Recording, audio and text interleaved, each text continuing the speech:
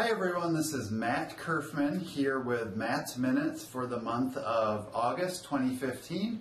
Well, I guess technically we're starting off the month, so I should say July. But I had a couple of updates and thoughts I thought would be important to share with you, along with some housekeeping items for things coming up, events of that nature at Richmond Brothers, and that we're actually hosting over at Allocation.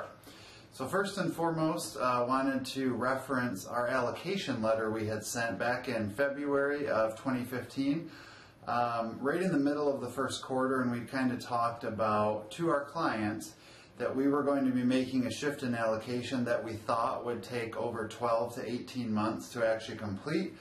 And what that shift was going to be was a couple of things. One, it was going to be actually decreasing your U.S. stock or your U.S. equity exposure over time.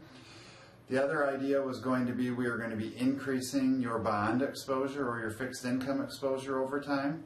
And the idea being that as we get further and further along the U.S. expansion from the bottom of 2009, we're still trying to get yield or interest to help cover dividends, but we also want to have more downside protection in fixed income should we move into a period that the economy doesn't start to do very well.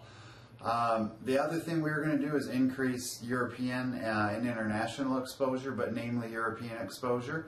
If you look over February to August timeframe, there's been a lot in the news about Greece and a lot of things with the European Central Bank and their quantitative easing program. So they are still moving forward with quantitative easing, which means they're pumping north of $1 trillion into the European economy over the next year.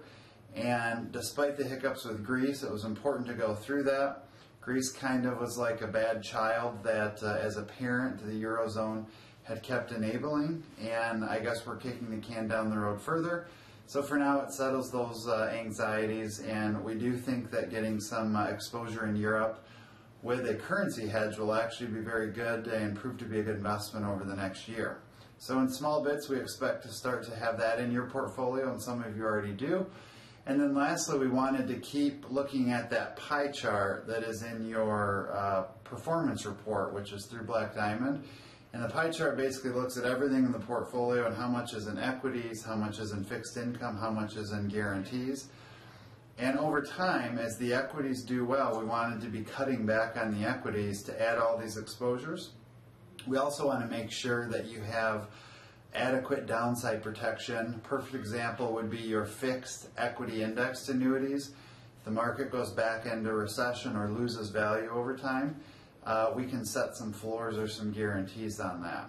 So that was the gist of the letter before. Fast forward to now, and as we head into mid-August, I looked up the markets as of Friday, August 7th, and according to Google Finance, the S&P 500 is up just 0.9%. Yep, a whole 0.9%. The Dow is off 2.57% during that same time. So year to date, when you average those two out, the markets are actually negative. Kind of an interesting thing. Really, the volatility picked up this summer. We expect that through August and September that probably is going to continue. We need to have a strong enough catalyst to kind of get out of this lull. And we think a lot of that will probably come a little bit further into maybe early fall, October, November timeframe leading up to the holiday shopping season. So to reiterate, we do not think that this is our economy turning over into recession. We think this is just kind of a hiccup along the way. We still believe that would not be until maybe 2018, 2019 if we had to call it out for our next potential recession in the U.S. We want to pay attention to Europe. We want to pay attention to China. And with all of that, these are pieces that we're going to continue to communicate with you on. Some of you are already signed up for our halftime report, which is this coming Wednesday, August 19th at 6:30 over at Ellis Sharp Park. If you're not signed up and you are interested, please give us a call or email us, and we'll be happy to get you the information. One other piece, we've recently sent out a letter updating you on the Richmond Brothers Investor Experience. And just a quick note, that is intended to basically bring together what you're used to getting your performance report emailed to you. We now have a secure portal that will be uploaded to, kind of like your Fidelity, where you get a notification that a statement or a confirmation or a tax document's available. You actually have to go back to Fidelity and log in to get it, so that way no data is being transmitted via email. We all hear the stories of Target and Home Depot and all the major retail companies that have had credit card hacks, all these sorts of things. So this is an effort to make this a unique experience for you, but also we want to keep safety of your data at the utmost. So thank you for listening. If you have any questions, please feel free to contact us.